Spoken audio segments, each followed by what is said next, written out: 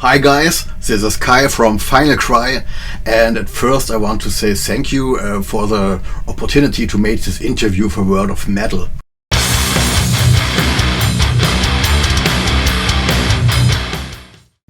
I don't know if silence is the right word, because the band was very productive in those 4 years. In 2018 and 2019 they were supporting and advertising the Zombic album very largely. They played a couple of shows all over Germany and celebrating, last but not least, their 30 years of pure fucking metal with the band. Then the last show before the pandemic started was in March 2020. And in this case, I would say this COVID thing was more helpful to make the Everest possible at all. There was no gigs, no concerts, no festivals, no parties, so the band can set a focus on the new songs and the recordings. And during the lockdown, the band also found a way to work more over the internet, which turned out to be a very effective way during the whole composing process. Then in November 2020 the band went into the studio to record 4 songs, whose was planned to release rather as an EP at this time. However, it quickly turned out that an EP release in times of a pandemic was even less meaningful, since this would have had little relevance, and also because of limited promotion possibilities without playing live. And also shortly after the recording, my predecessor surprisingly left the band, while at the same time MDD Records showed interest in releasing a complete album, and so the deal with MDD was already made, and the band was in a situation that suddenly had a deal for an album in the bag, but no singer anymore, and only these 4 songs, which of course could not be released in this way. So when I joined the band last February, the pandemic turned again out to be a blessing in disguise, because we had all the time in the world not only to rehearse the material, but also book another studio date in November and work on the songwriting for a complete album until then. So honestly, I had to say, probably without Corona there would not have been a complete album of Final Cry so quickly.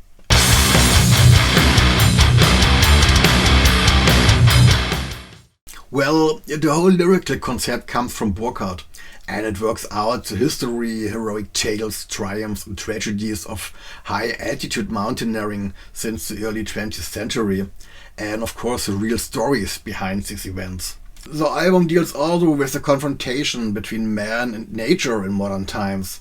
I think there's also a deep yearning in man for the wilderness and for walking on a rope being stretched across the abyss. And the Everest is also about heroic deeds and dramatic events, the camaraderie of the mountaineers, and about the drive to seek such dangerous adventures today. I know that to come to this idea, Burckhardt was highly influenced by the book Into Thin Air from John Krakauer, who tells the history of the conquering of the highest mountain in the world. And of course the dramatic events taken part in the 1996 storm, which devastated several commercial expeditions on the Everest. And after reading more books and watching documentaries and doing his own historical research, the idea of implementing the theme in an album concept was quickly born. Because in our opinion it was time to counter the already told fairy tales with the background of the lot more exciting historical lore. These true stories simply had to be told and set to music because they demanded. You have to know that almost all Final Cry albums follow a concept. In Zombic, for example, it is about stories that are connected with various voodoo cults, so as well as legends, literature and also actual historical events. On the album Neptune's Relief from 2007 in turn, everything revolves around the conquest of the oceans. Here not only classic mariner stories were told, but also the commercialization of the world oceans found their way in the lyrics. And however, to come back to the Everest, one must also say that the album is not a continuous narrative.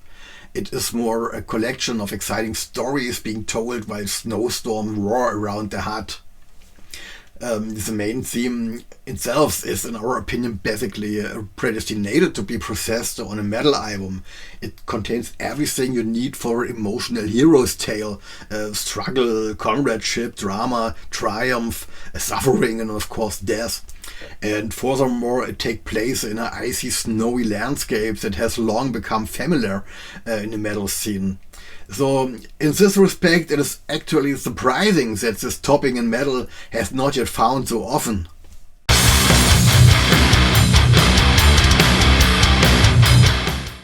As I already mentioned, the Everest was recorded in two sessions, in November and December 2020 and in November 2021 in the Sound Lodge studios.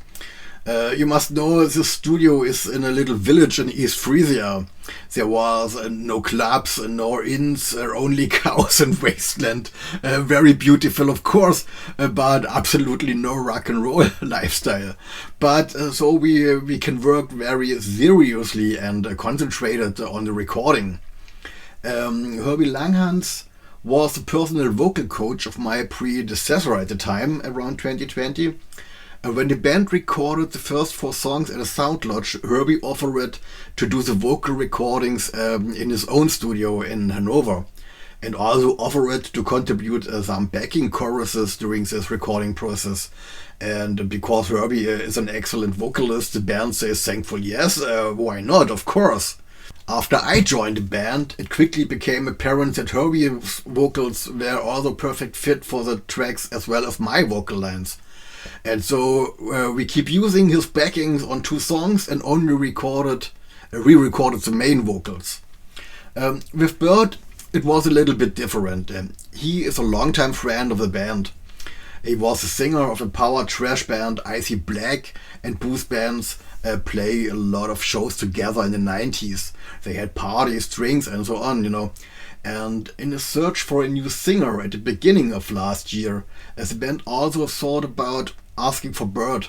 And so they met for a session in a rehearsal room.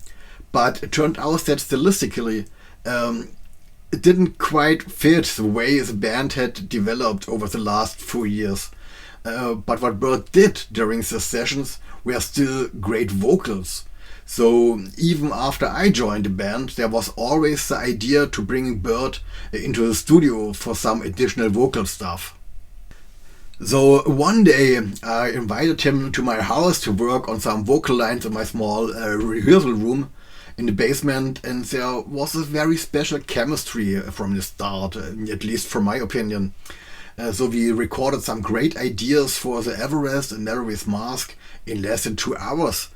And when I played them to the band, they were all very impressed and excited and really wanted that shit on our album too.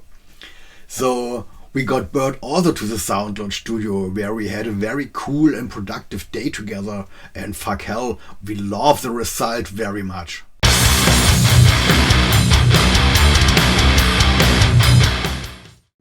Well, I think everyone who loves the album since Wolves Among Sheep in the year 2002 will love the Everest for sure. Again, we have a wide musical range from pounding thrash metal to classic heavy metal, and also some back and truly dark vibes on it. And during the songwriting, the band also gave me personally the creative freedom to be responsible for the whole vocal arrangements, which maybe also led to some of these epic moments. So I think it is maybe the first time that you find a kind of monk choruses and polyphonic refrains on a Final Cry album. So at the end, I would say on the Everest you can get more of everything. You have more thrash, more death, more depth, more atmosphere, and shortly more metal. Although Jörg Uken in the Sound Lodge did a great job with it, so I'm very sure that the metal fans will appreciate the Everest very much.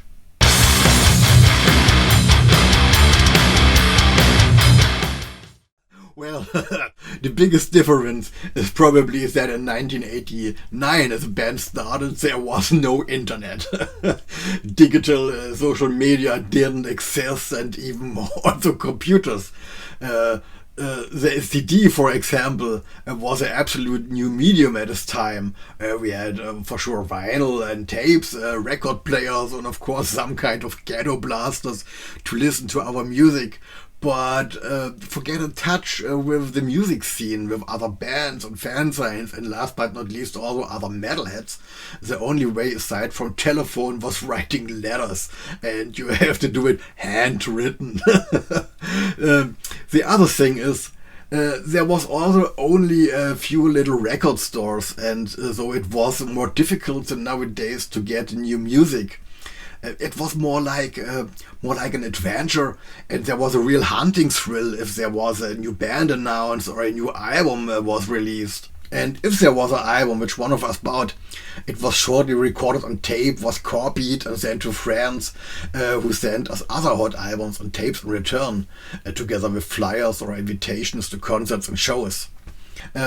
Today, of course, many things are easier in this case. There you have email. There are social media channels and streaming platforms where you can find as much music and bands as you want. There are also more concerts and shows, if there's no pandemic, of course. But on the other side, this also makes it harder to draw attention to yourself.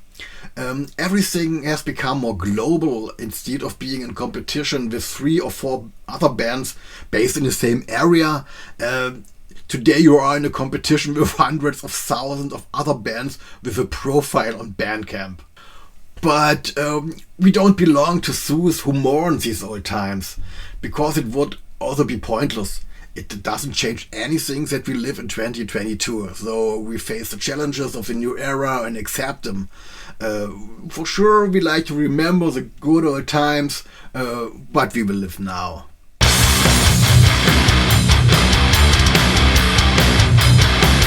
Yes, of course, there will be some live shows in 2022. And we are planning at the moment some gigs, and maybe we are asked to play on a festival. That would be nice for sure, because we can't wait to perform the Everest live on stage. For me personally, it would also be a big deal, because I'm already 1 year a part of this band, but didn't have the chance to play live with them yet. And to be honest, I can't wait to go on stage with my 4 partners in crime and rock the hell out of us.